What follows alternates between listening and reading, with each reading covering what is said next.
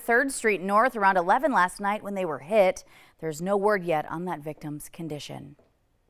Easy does it when you step out onto the deck this morning. You don't want to slip on that fresh snow. Yes, you're taking a look at Sabin, Minnesota from earlier this morning and other places in the valley experiencing the same kind of thing. So we're going to head right on over to meteorologist Lisa Green for a check as to what's in store on our Friday. Good morning. Good morning. Well, more snow out there this morning. That's moving through. We've got a line that's pushing through right through the heart of the valley from north to south. That first line has moved well out of the valley, except for just along the North Dakota, South Dakota line there. It's been weakening. I want to zoom in on this area because this round is looking more impressive. You can see the deeper blues here stretching back right into that Mayville radar site area.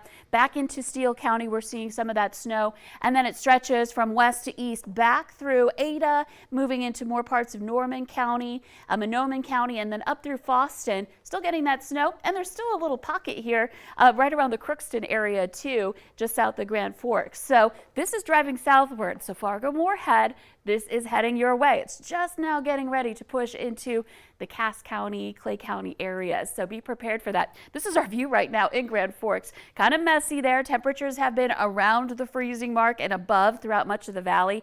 In Grand Forks, we're at 36 degrees with snow being reported at the airport. Fargo's at 34, right at freezing at Thief River Falls, over into Bemidji and in Detroit Lakes. So there may be some areas, bridges that tend to be elevated here that aren't on the warm ground where you might have some slushy spots. Most of this has been melting on the roads. It's on your vehicles that have been sitting out overnight and your decks, as Ashlyn just mentioned, where we're seeing some of that accumulation going on. So you'll want to watch out for that. We got a report south of the Red Lake area of as much as 3 inches of snow, and it's still snowing there. So there are places accumulating that snow. So out at the bus stop, the kids will want to watch out for this. We're looking at temperatures into the 30s this morning. That potential for some scattered snow moving through. It'll reduce your visibility regardless of whether it sticks. So make sure your headlights are on after sunrise and you're still taking those extra cautions. Now into the afternoon, our chances for precipitation are slowing down. We'll see a little mix over happen as our temperatures rise. So we might have a few drops of rain out at the bus stop this afternoon. And then tonight, just cold out at the football game and maybe a little soggy on the field in some areas. Tomorrow, mixed showers and maybe even accumulating snow up in the northeast, but that should wind down. And then we finally end our snow chances for a little while, though it will be cold into the weekend, highs only in the 40s. And some chilly mornings next week. We're looking at temperatures well down into the 20s Monday and Tuesday. So feeling that seasonal change, and now we're seeing it with that snow that's moving through for one of our first snowy commutes of the season. Hopefully we don't have too many in those morning hours while we're all trying to get to where we need to be here. But we know there's a long winter ahead of us, so get used to it now and just be a little extra cautious. We're seeing it happen right before our very eyes, huh? Exactly. It's changing. All right, a lot to be mindful of. Thank you for the update. People in Barnesville breathing a little easier this morning after school officials notified families there has been an arrest and an active shooter hoax. A threatening email was sent to the Barnesville School District yesterday.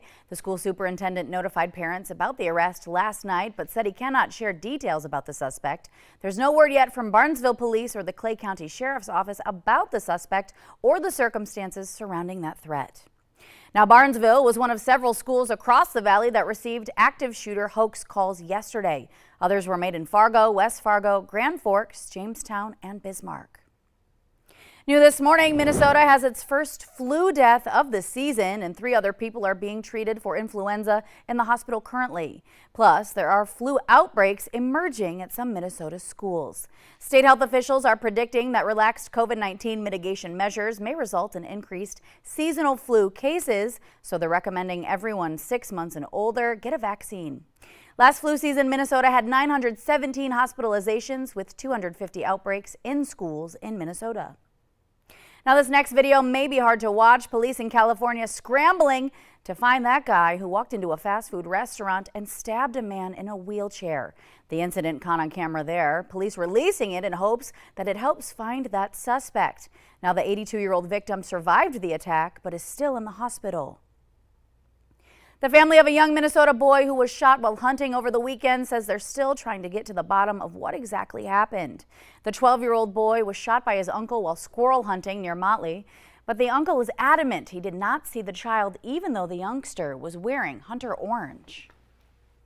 that he shot the squirrel in 3 feet down, but hit Jim in the head. And Jim is about like 5 feet. So that do not make sense. No way the bullet would travel and go up like this. Okay, it would just go straight. The county sheriff still considers the shooting death an accident at this time. A North Dakota man accused of hitting and killing a teenager in the town of McHenry made his first court appearance yesterday. Shannon Brandt is in jail for murder after 18-year-old Kayler Ellingson was hit with a car. Court records indicate Brandt hit Ellingson on purpose after a political argument, claiming that he had felt threatened by Ellingson. The North Dakota National Guard is part of the team helping police detonate a large cache found of explosives in Williston. The devices were found in a man's apartment during a drug investigation earlier this week. The 10 Guard members assigned specialize in chemical, nuclear, and explosive hazards. Fargo City Commissioners Arlette Preston and John Strand are trying to strip fellow Commissioner Dave Pepcorn of his role as deputy mayor. The move comes after Pepcorn's speech at the latest commission meeting, which many people complained was racist against Native Americans. Preston and Strand say derogatory, abusive treatment should not be tolerated. Their recommendation will be considered at Monday's City Commission meeting.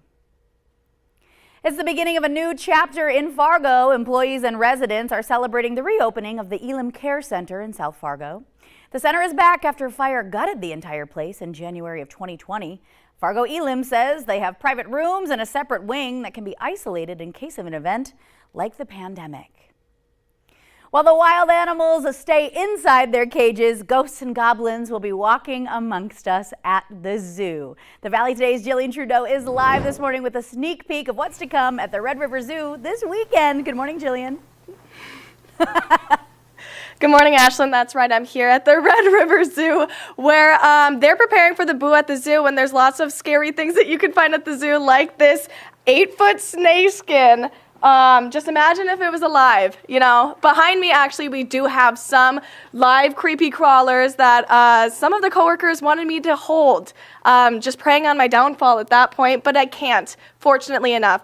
But Boo at the Zoo, it's tomorrow, Saturday, October 15th. All the children are invited to come with costumes, full costumes. There's about 20 vendors. It is the Red River Zoo's 11th year doing the Boo at the Zoo here. So what kids can do is they can go get tickets here or online at the redriverzoo.com. Families are invited, and then you go and trick or treat, and also the zoo animals will be out, and then they actually get their own treats. So it's a really great activity. It's on the 15th tomorrow, or it's on the 22nd, and then the last Saturday is the 29th. So come on out and support the zoo here.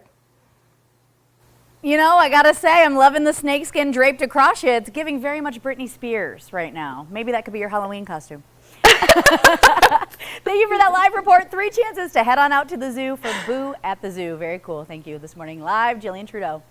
All right, we're rounding out our show. Listen up. If you own a dog, what started out as a simple walk for a California man and his pup ended at the emergency vet. His owner says his 10-year-old husky was racing around up and down the streets for 15 minutes, acting so erratically that he had to take him to the vet.